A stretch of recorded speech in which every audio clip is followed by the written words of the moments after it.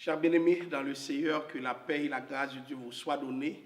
Nous allons développer aujourd'hui la suite de la série que nous avions initiée la semaine dernière qui portait sur le leader-serviteur, une nécessité pour l'Église d'aujourd'hui. Nous allons approfondir le concept de leader-serviteur, voir les différents contours, mais surtout essayer de comprendre quelle est la volonté du Seigneur pour l'Église en matière de leadership et comment nous repérer dans l'espace et dans le temps par rapport, je dirais, aux apports du leadership de serviteurs. Alors, nous avions vu la semaine précédente que le leadership consistait à conduire, à influencer, à guider et à commander.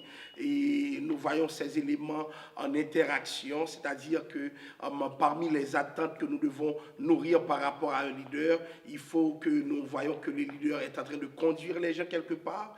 Il faut que nous voyons dans la conduite toute la notion de direction. Le leader est en train de donner une direction à ceux qui le suivent et c'est important que le leader lui-même ne soit pas perdu parce que quand tu es perdu dans l'immensité justement, tu n'as pas de repère, tu ne peux pas conduire. On ne conduit pas sans avoir une orientation, sans avoir une direction, sans savoir plus ou moins où l'on s'en va. Ensuite, il y a la notion d'influence qui est une notion essentielle pour le leadership.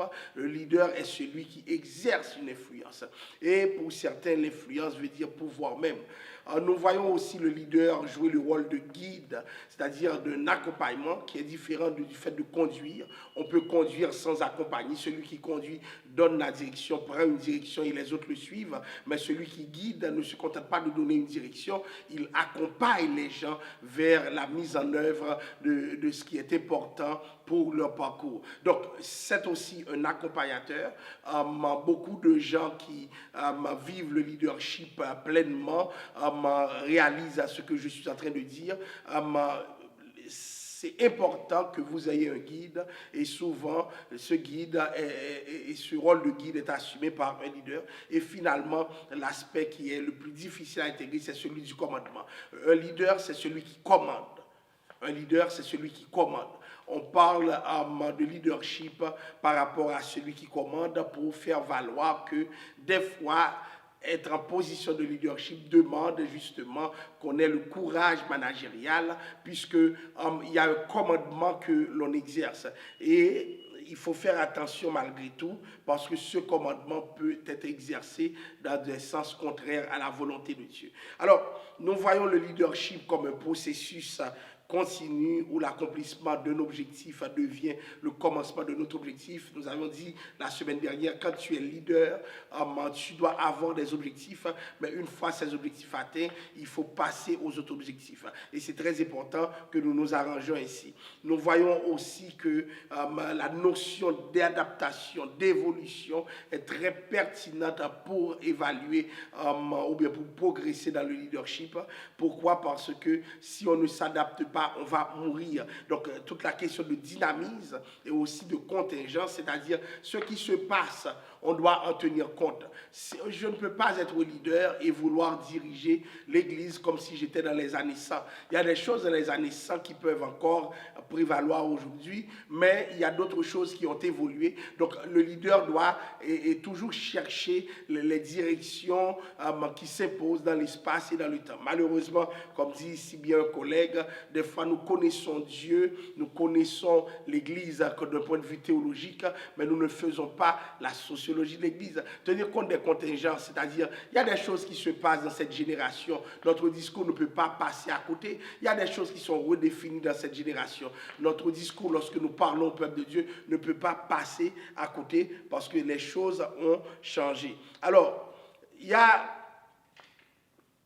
manifestement ce que j'appellerais une crise de leadership. Et pourquoi? Parce que souvent, le leader est vu comme un chef suprême, le leader est vu comme un dominateur, le leader influence sans se faire influencer. C'est comme si le leader lui-même n'appartenait pas au milieu. Lorsqu'il prend une décision, c'est la fin du monde, rien ne va plus, rien ne bouge plus. Donc nous voyons que c'est pour ces raisons même, souvent le leader, pour ne pas avoir expliqué les gens, va se rendre inaccessible, va se rendre distant, parce que ses moyens de faire lui permettent de se soustraire à certains ordres. Alors, l'importance de ce sujet. Jésus disait lui-même qui est plus grand parmi nous lorsqu'il voyait les disciples s'agiter pour savoir qui dirigeait, qui allait être plus grand. Jésus a pris un enfant et pour dire ceux qui sont comme cet enfant seront les plus grands. Donc le plus grand dans le royaume des cieux, c'est quiconque se rendra humble comme cet enfant. Alors, il faut, à la lumière de ce texte, rentrer dans la logique de leader-serviteur. Jésus dit qui sera plus grand, et à la grandeur s'associe l'humilité. Et l'humilité est souvent vue comme étant quelque chose de très bas, parce que, je vais vous dire quelque chose, c'est pas comme si l'humilité allait remplir notre poche, l'humilité allait changer notre vie du jour au lendemain. Non, l'humilité, au contraire, te prépare à pleurer, l'humilité te prépare à crier, mais c'est par là même que Dieu lui-même veut agir. Alors, c'est pour ça que nous parlons du modèle de leader-serviteur. La Bible va mettre en relief ce modèle, un modèle qui a toujours fonctionné, et notre eschatologie repose essentiellement sur ce modèle. Alors, c'est quoi un serviteur? Quand nous parlons de leader-serviteur, il y a d'autres qui parlent de servant leader, qui veulent dire non, on est serviteur avant d'être leader, etc. Je fais économie de ce débat pour l'instant. Mais qu'est-ce que serviteur? Pourquoi on devrait être serviteur? Qu'est-ce que je gagne moi-même personnellement à être un serviteur? Toi personnellement, qu'est-ce que tu gagnes à être un serviteur? Et c'est là la question est importante. Le serviteur, c'est celui qui fournit un service. Voyez-vous, c'est de Benjamin Lichtenwalper. Le serviteur, c'est celui qui fournit un service volontairement ou sous la contrainte. C'est très important que nous disions que le serviteur fournit un service.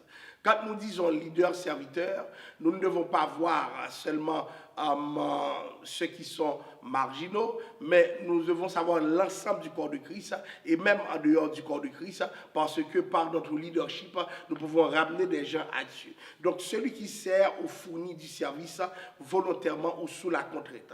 Moi-même, je suis esclave volontaire de Jésus-Christ, donc je suis serviteur de Jésus-Christ. Alors, une personne semblable, une personne qui est employée par un autre pour des emplois. Si tu es employé et que le fait d'être employé te met dans une posture où tu peux négocier certaines choses, mais tu ne peux pas négocier la plupart des choses, probablement le traitement dont tu fais l'objet, c'est un traitement de serviteur. Et ce qui est important, puisque nous parlons de serviteurs, nous devons nous demander dans notre église, est-ce que tout le monde est serviteur ou bien pas tout le monde fait semblant? Parce que le serviteur ne fait pas sa volonté, le serviteur n'accomplit pas ce qu'il veut, le serviteur fait la volonté de Dieu. Et c'est très important que nous nous situions par rapport à cela. Donc c'est quoi un serviteur? Un serviteur, c'est une personne au service de l'autre.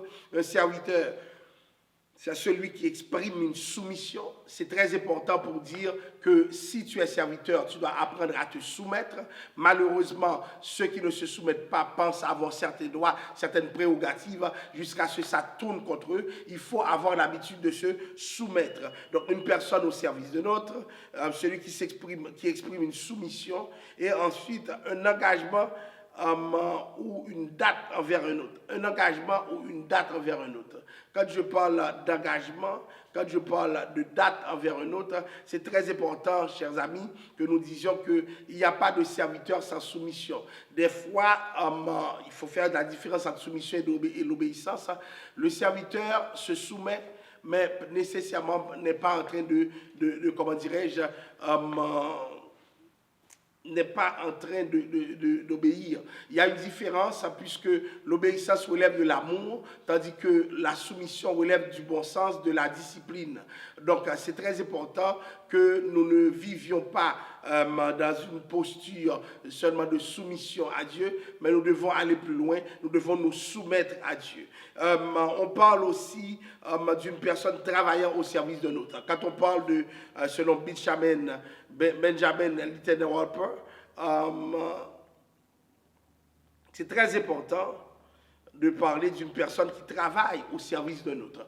Quelqu'un qui fait ce que les autres ont besoin. C'est exactement ça qu'on appelle une soumission. Donc, il y a aussi ce qu'on appelle une personne engagée pour le travail de l'autre. Quand on dit que les gens sont soumis, il faut qu'ils soient engagés à faire ce que nous faisons. Donc, notre langage est parlé, notre langage est compris. Donc là, nous partons pour la démarche de la soumission parce que nous pouvons faire beaucoup de choses ensemble et ne pas réaliser une seule chose, la soumission. Et c'est très important que nous finissions par réaliser cela. Donc, j'ai vu des gens qui ont des difficultés avec la soumission. Là où Dieu leur demande de se soumettre, ils se libèrent. Là où Dieu les libère, ils se soumettent.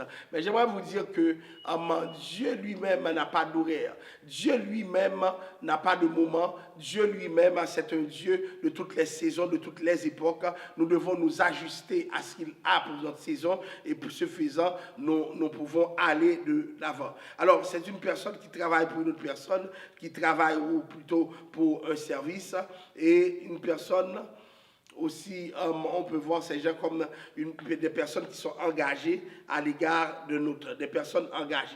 Aujourd'hui, dans le contexte capitaliste que nous vivons, ces aspects manquent, mais j'aimerais vous dire que le Seigneur y prend plaisir. Qu'est-ce que le leader serviteur? Et on a plusieurs définitions justement. Celui qui fournit des services, selon Benjamin Littenwalper, volontairement ou sous la contrainte. Un serviteur, c'est quoi? C'est un leader. Alors, un servant leader, c'est vraiment très différent de la personne qui est d'abord un leader. Peut-être qu'en raison de la nécessité pour ce dernier de satisfaire aux besoins de pouvoir particulier ou de posséder des biens matériels. C'est très important. Il y a des gens qui sont en position de leadership, mais qui ne sont pas des servant leaders. Malheureusement, je le dirai à qui le veut, beaucoup de gens ont du leadership, mais n'ont pas le leadership du serviteur. J'ai entendu des gens qui ont un leadership transformationnel, très bien, mais où est le serviteur? Il y a des gens qui ont des leaderships vraiment spéciaux qui permettent d'impacter sur la ville, mais où est le serviteur? Donc, le serviteur leader, c'est la personne avec qui l'autre travaillait. Donc, le serviteur leader est vraiment très différent de la personne qui est d'abord un leader, peut-être en raison de la nécessité. Donc, il y a des gens qui sont là par occasion, par moment, mais dès lors qu'un vrai leader paraît, tu les vois en train d'émerger. Pourquoi? Parce que sans ce vrai leader, ils ne peuvent rien régler. Nous devons faire attention, puisque nous parlons de leader-serviteur, pour régler les affaires de Dieu, mais avec Dieu, que nous prenions le temps. Alors, pour ceci, ce sera un choix postérieur que de servir après que le leadership ait été établi. Le leader d'abord et le serviteur d'abord sont deux types extrêmes. Il y a des gens qui sont plus leaders que serviteurs, il y a des gens qui sont plus serviteurs que leaders. Dans les deux cas, il y a un problème puisque la Bible demande un leadership assuré par tous les saints. Donc la Bible s'intéresse justement au fait que certains problèmes se posent. Donc c'est très important que nous nous arrêtions là-dessus pour savoir c'est quoi le fonctionnement de Dieu. Dieu veut justement que nous soyons des leaders, mais des leaders serviteurs. Donc le leader serviteur, c'est le leader qui coiffe le service, mais il n'est pas lui-même le serviteur. Et nous devons faire attention parce que Dieu ne prend pas plaisir à cela. Tu peux faire des choses, tu peux agir comme bon ensemble, mais Dieu demande d'abord que tu sois serviteur. Et si tu es serviteur, tu vas voir comment Dieu agit, ou plutôt comment Dieu réagit. Encore une autre définition du leader-serviteur. Le leader-serviteur est vraiment très différent de la personne qui est d'abord un leader. Peut-être en raison de la nécessité pour ce dernier de satisfaire un besoin de pouvoir particulier ou de posséder des biens matériels. Pour ceci, ce sera un choix postérieur de se servir, après que le leadership a été établi. Le leader d'abord de premier service, de mélange qui font partie de la variété infinie de la nature humaine. Remarquez bien, bien-aimés,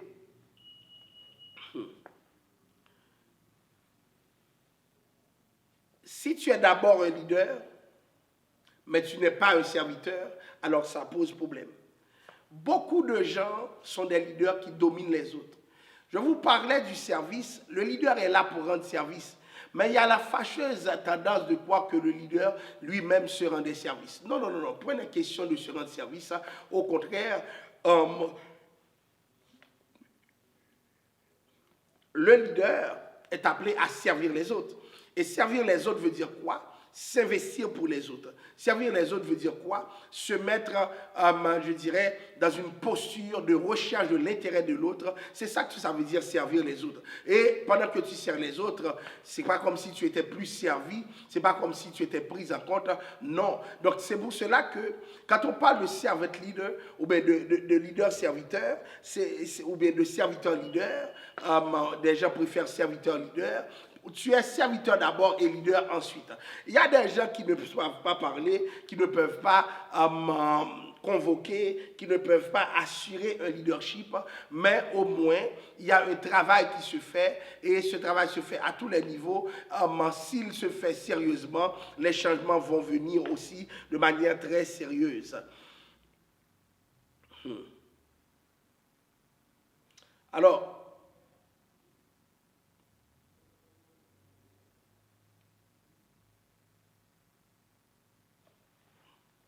le serviteur leader. La différence se manifeste dans le soin pris par le serviteur d'abord, pour s'assurer que chez les autres, les besoins prioritaires les plus élevés des personnes soient servis. Le meilleur test est difficile à observer. Est-ce que les personnes servies se développent en tant que personnes? Quand tu es un serviteur, les gens ne doivent pas avoir peur de toi.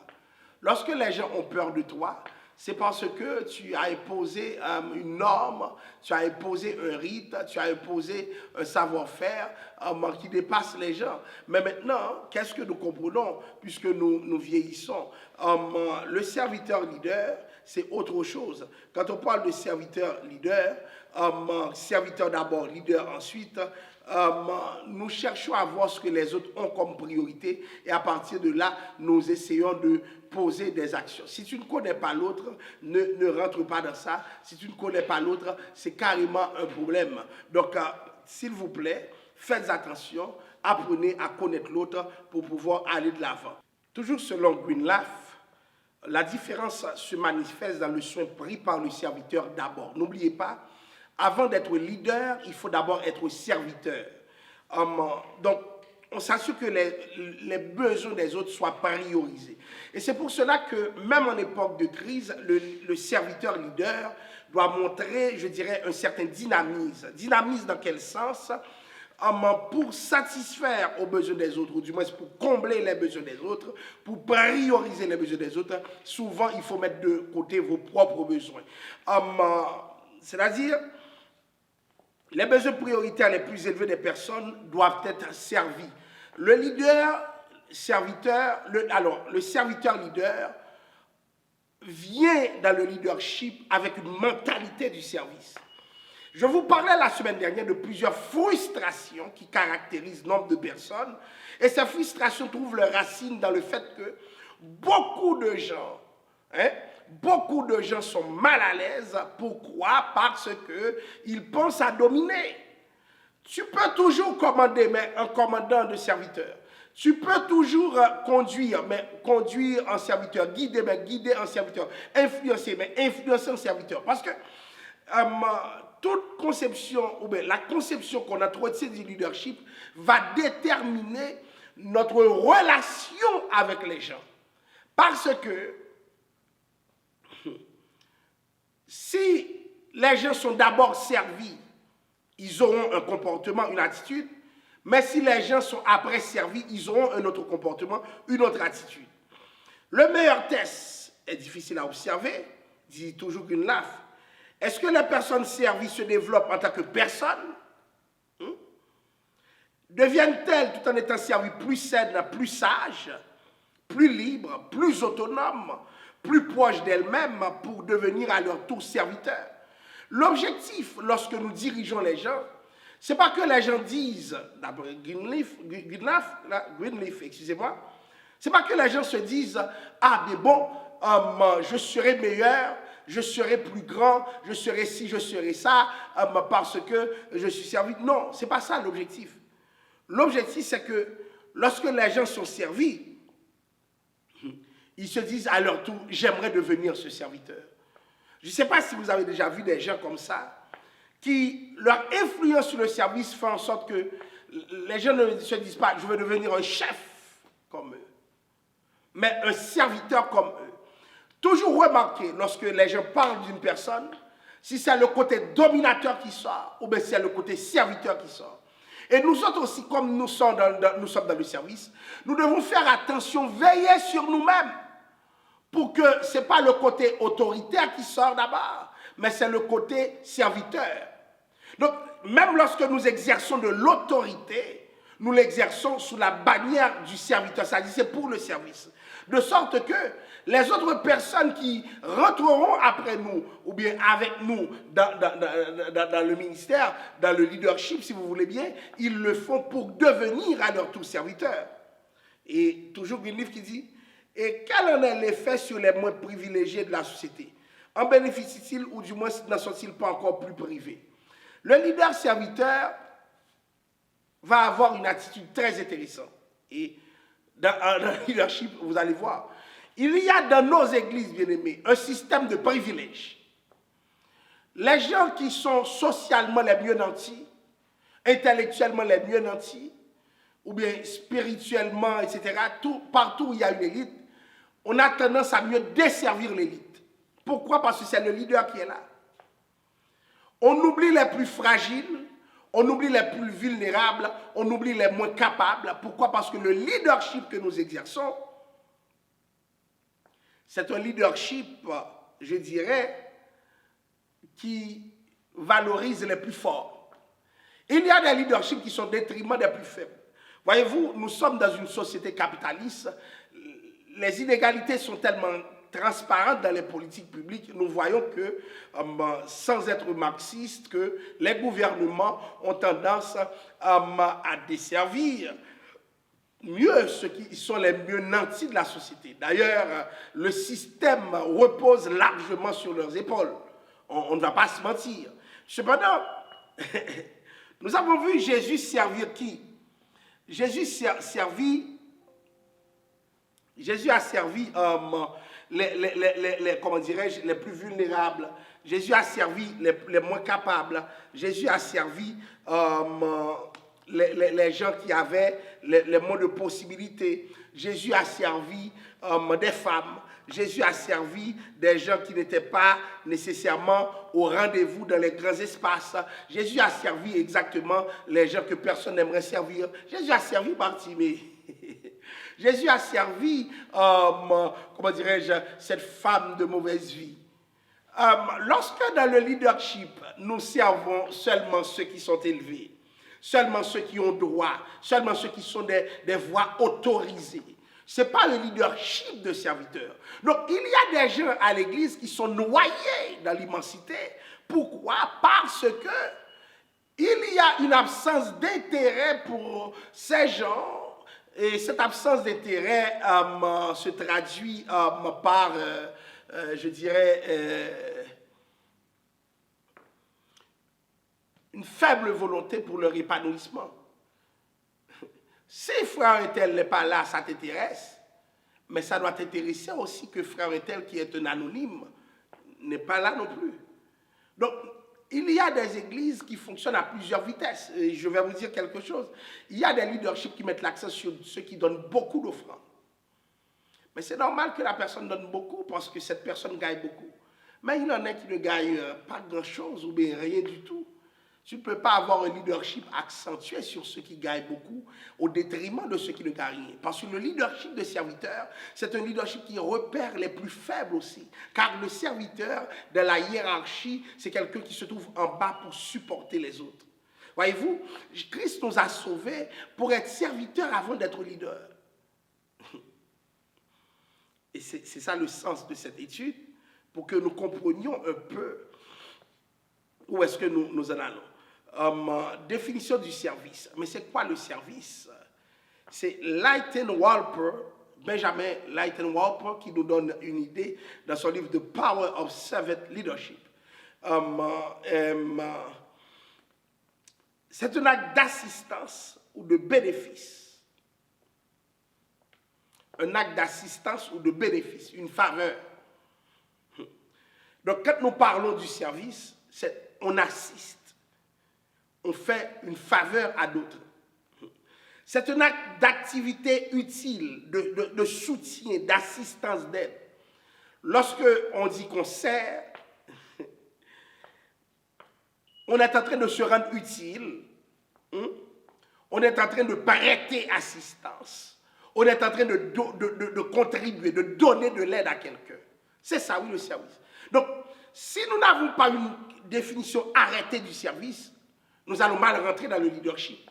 Parce que le leadership de serviteur, c'est un leadership dans lequel Dieu lui-même prend plaisir. D'ailleurs, Dieu est venu nous servir. C'est ça qui est terrible. Qui suis-je, bien-aimé, pour être desservi par Dieu lui-même? Vous vous souvenez de l'épisode où Pierre disait clairement, Seigneur, ce n'est pas à toi de me laver les pieds, mais comprenez à quelle réalité culturelle que Pierre fait référence, parce que laver les pieds, c'était la tâche du domestique le plus bas de la maison. Et nous avons peut-être une idée de la déclaration de Jean-Baptiste. Jean-Baptiste va dire quelque chose qui me frappe. Je ne suis même pas digne de délier la courroie de ses souliers. C'est-à-dire, le rôle du serviteur, du domestique de la maison, voire de l'esclave même, c'était de délier les courroies des souliers des gens. Lorsque les gens venaient. Jean-Baptiste disait, je ne suis même pas digne d'être ce domestique, le dernier domestique de la maison. Je ne pouvais même pas l'être. Et pourtant, alléluia, c'est lui, oui, qui est venu me desservir. Est-ce que Christ a servi l'humanité, ou du moins est-ce qu'il s'est servi lui-même? Christ a servi l'humanité. Donc, c'est pour ça que le leadership de Christ a transformé les gens. Il y a des gens, à cause du leadership, qui sont devenus peu humbles. Ce n'est pas normal. À cause du leadership, ils n'ont aucune humilité. À cause du leadership, ils n'ont aucun respect. À cause du leadership, ils parlent aux gens comme si les gens n'étaient rien du tout. À cause du leadership, ils créent la distance. À cause du leadership, ils sont inaccessibles à tous les égards. Parce que le mot leadership résonne comme domination pour eux. Mais dans le contexte biblique, nous voyons que le leadership renvoie surtout au service, voyez-vous. Donc, c'est un travail effectué, le service, c'est un travail effectué par une personne ou un groupe qui profite à un autre. À un autre groupe, à une autre personne. Lorsque tu rends service, ce n'est pas à toi que cela profite, mais c'est aux autres que cela profite. Par exemple, il y a deux façons de voir l'étude biblique que je suis en train de dispenser. Premièrement, une étude biblique où je suis en train de montrer ce que je sais. Ou peut-être, c'est ce que c'est la Bible m'attend, je rends service à la communauté du Seigneur. Donc, plusieurs fois, nous sommes dans la performance parce que ce que nous faisons dessert mieux notre personne, plutôt que de desservir les autres. C'est un lieu de performance, certaines études bibliques. Donc nous devons faire attention. C'est quoi le service? Toujours selon Benjamin Lightenwalper, l'exécution de travail ou de tâches par un supérieur ou un domestique. Par un supérieur ou un domestique. Voyez-vous? Le service, c'est la condition aussi pour être utile ou utilisable. C'est la condition. Autrement dit, quand nous parlons de service, nous sommes dans une posture qui peut déranger plusieurs, parce que plusieurs personnes, malheureusement, ne servent pas. Plusieurs personnes se servent eux-mêmes, plusieurs personnes profitent du leadership, du mot leadership ou bien du contexte de leadership pour pouvoir assurer leur domination. Ils manquent de courtoisie, ils manquent, comment dirais-je, d'humilité, ils sont trop orgueilleux, c'est ce que le service a fait d'eux. Alors, le leadership chrétien, c'est le processus par lequel nous renonçons à nous-mêmes pour être au service du Seigneur envers les autres. Le leadership chrétien, c'est le processus par lequel on conduit les enfants de Dieu vers les objectifs de Dieu, afin qu'ils puissent embrasser leur rôle dans la mission de Dieu. Malheureusement, nous n'avons pas cette compréhension selon laquelle nous conduisons les gens dans la mission de Dieu. Le leadership chrétien ne s'inscrit pas dans une neutralité, c'est un leadership intentionnel. Voyez-vous, nous voulons que les gens soient des serviteurs et nous les conduisons dans cette direction. Donc, on les conduit vers les objectifs de Dieu afin qu'ils puissent embrasser leur rôle dans la mission de Dieu. Qu'est-ce que le leader chrétien? C'est une personne qui est formée à l'image de Dieu avec un cœur de serviteur. C'est très important. Avec un cœur de serviteur. Parce que il y a des choses que tu vivras dans le ministère, par exemple, ou bien dans le leadership, à quel que soit le niveau à l'église. Si tu n'es pas un serviteur, non seulement la frustration te tuera, mais aussi tu vas faire beaucoup de mal. Jésus disait à Pierre, m'aimes-tu? Paie mes brebis. Pourquoi? Parce que le leadership chrétien demande de l'amour. Le leadership chrétien demande de l'intelligence. Le leadership chrétien demande du recul.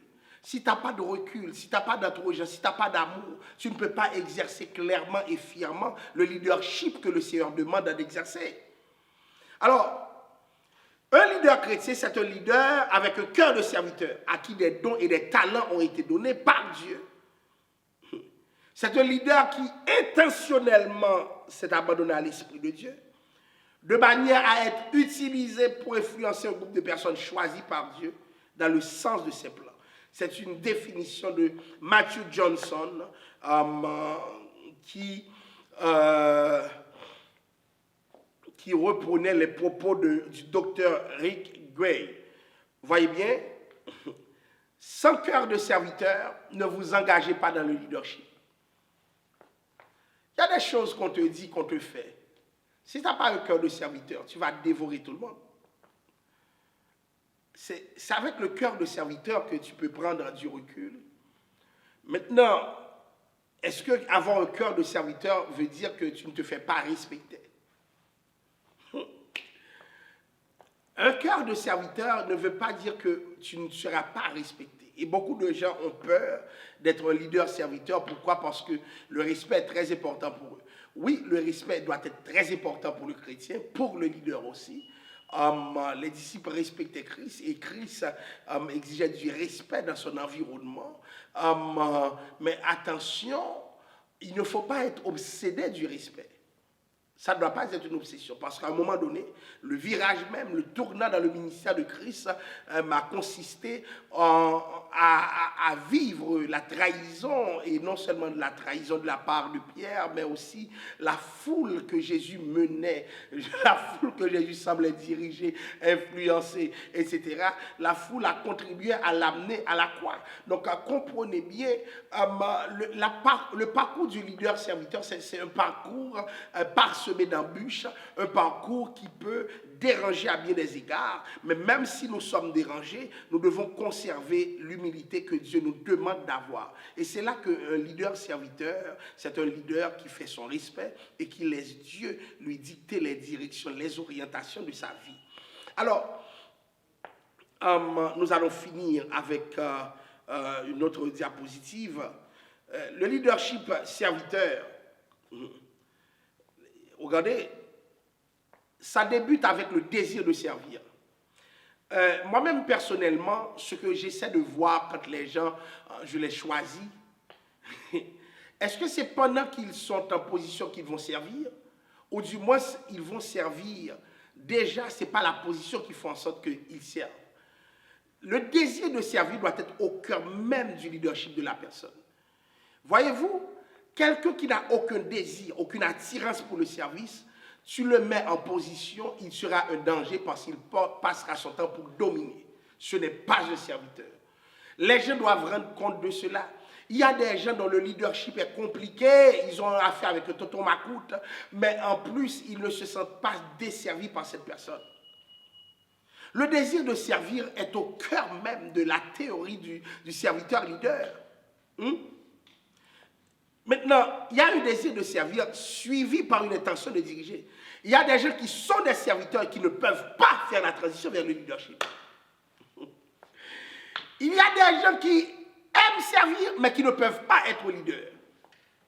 Pourquoi? Parce qu'ils n'ont pas l'autorité qu'il faut pour commander, pour influencer, pour guider, voyez-vous? Donc, ces aspects ne sont pas présents dans leur vie. C'est très important. Un serviteur peut être leader, de même que tout leader n'est pas serviteur, de même aussi tout serviteur n'est pas leader. Ce n'est pas parce que quelqu'un aime servir qu'automatiquement je peux le propulser vers le leadership. Il faut, tout en ayant cette capacité de servir, cette personne aussi développe le caractère qu'il faut pour être leader. Mais on vient avec le cœur de serviteur et ensuite on devient leader. Donc, l'intention de diriger doit être là. L'intention de développer les autres doit être là. Vouloir ultimement atteindre l'objectif plus grand qui bénéficiera aux individus, à l'Église, à la société, est très important. Donc, selon Salvonil, Sandra Salvonil, qui essaie de nous expliquer comment on peut voir une théorie du serviteur leader. En fait, le leadership serviteur peut être défini de différentes façons, mais c'est essentiellement un site de leadership spirituel orienté vers le service. Tout ce dont il est question, pour ceux qui me demandent, mais est-ce que je suis leader, est-ce que je suis capable d'être leader, la première chose à savoir, et la chose la plus importante, c'est le fait de voir est-ce que vous avez une orientation pour le service, et maintenant, est-ce que vous avez l'intention aussi de diriger. Est-ce que, si l'intention est là, et si la volonté est là, est-ce que la capacité est aussi là? D'ailleurs, nous le verrons un peu plus tard. Tu peux être leader dans un contexte donné et réussir dans ce contexte, et être dans un autre contexte, tu ne peux pas être leader parce que ce milieu, tu n'en as pas le mandat, tu n'en as pas la capacité pour exercer un leadership. Donc, c'est pour cela que tout leadership est contingent. Donc, il y a des milieux qui sont plus favorables, plus propices à certaines réussites, tandis qu'il y a d'autres milieux qui l'en sont moins. Alors, le leadership de serviteur peut être défini de différentes façons, mais c'est un style de leadership orienté vers le service. Alors, à ceux qui m'écoutent, j'aimerais savoir, c'est quoi l'importance du service dans votre vie? Le leader qui serviteur, tu ne desserres pas chez toi. Ce n'est pas l'église que tu vas desservir. Tu ne desserres pas les autres dans les activités, dans leurs problèmes quotidiens. Ce n'est pas l'église qui sera un bon serviteur. La crise de l'église d'aujourd'hui, c'est que le service est instrumentalisé. Je dessert pour mes intérêts. Je dessert pour ce que je veux. Et voilà pourquoi, chers amis, quand les gens n'ont plus le service, ils cessent d'être leader-serviteur. Le leader-serviteur n'a pas besoin de poste, parce qu'il est toujours en service, parce que sa vision du leadership est orientée vers le service. Il aide frère un tel, il va visiter sœur un tel, il va aider sœur un tel. Pourquoi? Parce que le service est au cœur de son programme, le service est au cœur de son mode de vie, de son mode opératoire. Et, chers amis, c'est encourageant de voir que certaines personnes influencent d'autres à cause du service. Lorsque des serviteurs se mettent ensemble pour rendre service, nous ne pouvons qu'encourager cette démarche parce que Dieu lui-même y prend plaisir. Et vous savez quand c'est vraiment le service c'est quand on est désintéressé. Qui va se battre avec moi pour balayer un endroit? Parce que balayer, c'est vraiment rendre service. Balayer, c'est vraiment rendre service. Si balayer, c'est rendre service, les gens ne sont pas trop intéressés. Mais lorsque tu vois quelqu'un veut absolument faire ce que d'autres ne sont pas intéressés à faire, son cœur est pour le service. Il faut l'enrôler, il faut l'embarquer, il faut l'encadrer. Lorsque quelqu'un peut faire de petites tâches, ne méprise pas les faibles commencements. Il y a une orientation dans sa vie qui cadre avec la mentalité du service. Et lorsque nous voyons ces genres de profils, nous ne pouvons que les prendre, les accompagner, les diriger pour que la volonté de Dieu puisse se manifester dans leur vie. Donc, le leadership que nous voulons, c'est un leadership de serviteur. Et le leadership de serviteur, c'est ce leadership qui va transformer la vie des gens et les aider à aller de l'avant. Malheureusement, beaucoup de personnes passent à côté. Beaucoup de personnes font d'autres types de leadership. Le leadership de serviteur, chers amis, c'est un leadership de support. On sent l'entrave. Dites-moi, la personne qui dessert, elle est toujours celle qui est la moins comprise, la moins aimée, la moins valorisée. Eh bien, le leadership de serviteur, c'est un leadership qui embrasse cette dimension. Le leadership n'est pas qu'exposition à ce qui est noble. Le leadership est aussi exposition à ce qui est vil, à ce qui n'est pas acceptable, à ce qui n'est pas valorisable. Et c'est là que Dieu atteint le cœur des serviteurs. Donc, beaucoup de gens sont des leaders, ils ne le savent pas. Ils pensent qu'ils devraient être arrogants pour être leader. Ils disent, moi, je ne peux pas être leader parce que je ne suis pas arrogant. Moi, je ne peux pas être leader parce que je n'ai pas cette attitude. Mais si tu es serviteur, la transition, Dieu peut l'opérer avec toi. Parce que ce que Dieu a toujours cherché, c'est des serviteurs. Et remarquez bien, lorsque Moïse voulait entrer dans son ministère en tuant l'Égyptien, Dieu n'a pas encouragé Moïse. Moïse le prince, il était trop orgueilleux. Mais 40 ans plus tard, Moïse le berger, c'est ce qui a intéressé Dieu. Très tard, mais efficace. Pourquoi? Parce que le serviteur, c'est ce qui intéresse Dieu. Dieu ne cherche personne pour être une vedette dans son église. Dieu cherche tout le monde pour être un serviteur dans sa maison. Que Dieu vous bénisse, que Dieu vous garde. Je vais prier pour que nous puissions finir. Seigneur, nous vivons dans cette saison où plusieurs se posent des questions sur leur identité spirituelle. Je te demande à travers cette série sur le leadership que ton peuple découvre ce pourquoi tu les appelles. Parce que plusieurs ont oublié, Seigneur. Plusieurs veulent autre chose. Plusieurs veulent agir autrement. Mais ce que tu veux, Père Saint, c'est des leaders, mais des leaders qui sont d'abord serviteurs. Pas leaders avant et serviteurs ensuite, mais serviteurs d'abord et leaders ensuite. Je te demande d'opérer cette transition dans la vie de plusieurs. Car je sens que parmi ceux qui nous écoutent, il y a des personnes que tu appelles et pour lesquelles tu veux une transformation intérieure. Mais cette transformation tardera si jamais ils ne comprennent pas qu'ils doivent d'abord être des serviteurs pour devenir ensuite des leaders. Seigneur Dieu, choisis-les selon les termes de ta volonté et enrôle-les, Père Saint, que l'Église de Dieu de la prophétie soit aménagée au Dieu pour que leur leadership puisse s'exprimer confortablement au Dieu, agréablement, en toute synchronie avec ta parole et ta volonté pour eux. Nous te prions dans le précieux nom de Jésus. À lui la gloire, l'honneur et la louange au siècle des siècles. Amen. Nous bénissons le nom du Seigneur qui nous a permis d'être ici avec vous. Nous vous souhaitons une bonne intégration de cette étude biblique et puisse le Seigneur vous aider à comprendre et à avancer selon son agenda. Que le Seigneur vous bénisse.